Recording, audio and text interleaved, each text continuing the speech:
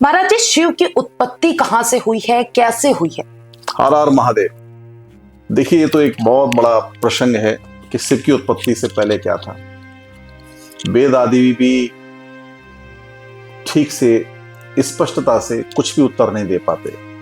शिव ही आदि स्रोत हैं और समस्त ब्रह्मांड उसी से उत्पन्न है, उसी में विलीन होता है। शिव का जन्म, रहस्य, अनादि स्वरूप, ये सब अपने आप में एक बड़ा विषय है और ऐसा विषय है जो बड़ा विचित्र है। शिव का अर्थ ही शुभ है, जो सदा है।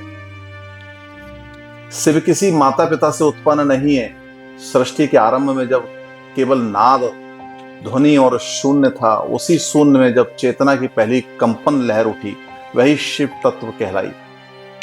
वह लहर प्रकाश में बदली और वह प्रकाश अग्नि स्तंभ के रूप में प्रकट हुआ। वही ज्योतिर्लिंग है। इसीलिए कहा जाता है, नाद बिंदु कलारिति तम शिवम परम सदा। अर्थात नाते हैं कि ब्रह्मा जी ने जब अहंकार किया, अर्थात ब्रह्मदेव ने जब नेत्र खोले तो देखा कि 10 दिशाओं में कुछ नहीं है या 8 दिशाओं में कुछ नहीं है। तो बोले, ओहो, सब कुछ मुझे ही करना है, मैं ही प्रथम हूं। इस प्रकार का विचार ब्रह्मा जी के अंदर आया। परंतु नीचे जब झुककर देखा तो क्या देखते हैं, नारायण लेटे हुए हैं। नारायण से बोलते हैं, मेरे पश्चात तुम्हें भेजा गया। तो ये शास्त्रोक्त व्याख्या है, परंतु इसको योग में अगर ठीक से अगर समझा जाए तो यहां ब्रह्मा बुद्धि है। अब बुद्धि शरीर यानी नारायण से बोल रही है कि मेरे बाद तुम्हारी उत्पत्ति हुई है। आप सोचिए कि आज गर्भ में जो शिशु उत्पन्न है, विज्ञान भी है, वैज्ञानिक दृष्टिकोण से भी आज ये स्पष्ट होता है कि विद्युत ही है जो शरीर का निर्माण कर रहा है, अग्नि ही है जो शरीर का निर्माण कर रहा है गर्भ में। तो वहां महादेव की चर्चा है, वहां महादेव का विषय है कि दोनों के युद्ध को शांत कराने में सबसे बड़ा जो महादेव का उद्घोष था, वहां स्वयं एक ज्योतिर यानी अग्नि स्तंभ की तरह वो प्रत्यक्ष खड़े हुए और उन्होंने बोला, खामोश, मैं निर्णय करूंगा तुम में से बड़ा कौन है। तो यहां स्वयं ब्रह्मदेव ऊपर की तरफ अग्नि उस स्तंभ के छूने के लिए दौड़े और नारायण नीचे की तरफ।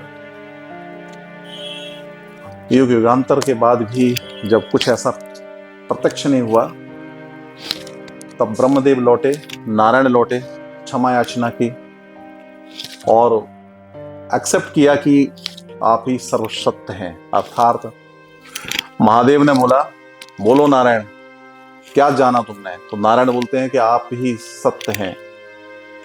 अग्नि के वेग में भी आप हैं, वायु के वेग में भी आप हैं, जल के वेग में भी आप हैं। अर्थात जो जल बह रहा है वो भी विद्युत के माध्यम से ही बह रहा है, आरुद्र के माध्यम से यानी आपके माध्यम से ही बह रहा है।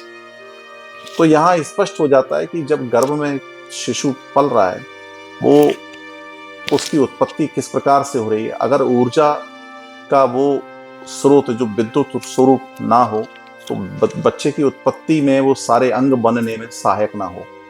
फिर बुद्धि यानी ब्रह्मा का परिचय छोटा हो जाता है यहाँ पे, कि वो अपना परिचय दिए कि ना, मैं प्रथम हूं। तो यहाँ महादेव की इस लीला का कोई अंत नहीं। हम योग के माध्यम से ये तो जान सकते हैं कि हमारा जन्म कैसे हुआ, और ये फैक्ट है कि जितने भी शास्त्र हैं वो सारे के सारे शास्त्र जो है वो स्पष्ट यही करते हैं कि किस प्रकार से सृष्टि की उत्पत्ति हुई, अर्थात हमारी उत्पत्ति हुई, क्योंकि हम भी अपने आप को स्वयं एक सृष्टि ही मानते हैं। यही यथार्थ है, क्योंकि यथा पिंडे तथा ब्रह्मांडे का स्रोत भी यही है और अर्थ भी यही निकलता है। जय हो।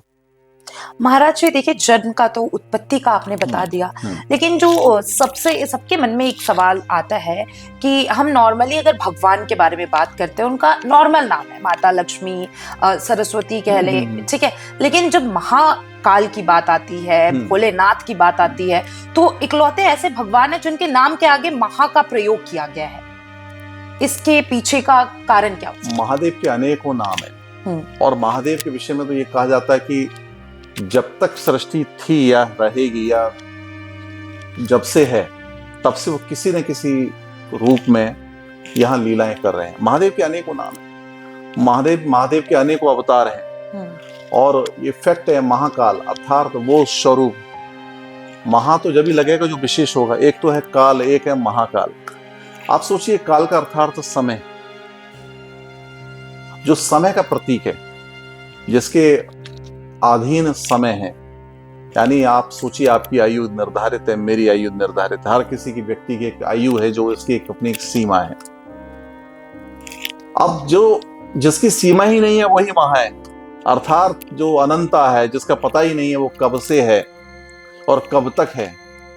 महादेव की आयु का कोई निर्णय नहीं कर पाया है। शास्त्र भी कहते हैं कि वो अजन्मा है, अर्थात उनमें उन्होंने जन्म ही नहीं लिया। वो कैसे उत्पन्न हुए वो स्वयं नहीं जानते। अब आप सोचिए, महादेव की समाधि कभी खत्म होती है, तपस्या कभी खत्म होती है क्या? महादेव की तपस्या कभी खत्म नहीं हुई।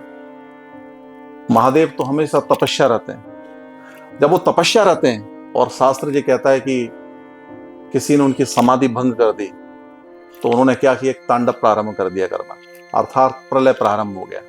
तो सच तो ये है कि वो अग्नि का स्रोत है, यानी इस अनंत ब्रह्मांड का वो एक सर्किट है, जिसको निकालने से पूरे ब्रह्मांड में भूचाल पैदा हो जाता है। तो सत्य तो यही कह सकते हैं, जितना हम पढ़े हैं या जितना हमने जाना है, उन सारी चीजों से या जितना समझा है, उन सब बातों से एक ही बात स्पष्ट होती है, वो आदि अनादि है। उनकी आयु का कोई अनुमान संभव नहीं है, इसीलिए वो महा है। क्योंकि काल की आयु फिर भी निर्धारित हो सकती है, महाकाल की आयु निर्धारित नहीं हो सकती। काल का मतलब तो समय ही है ना, काल चक्र है ना। लेकिन जो काल चक्र से ऊपर है, जिसके अधीन काल चक्र है, वही महा है, इसलिए महादेव है, महाकाल है।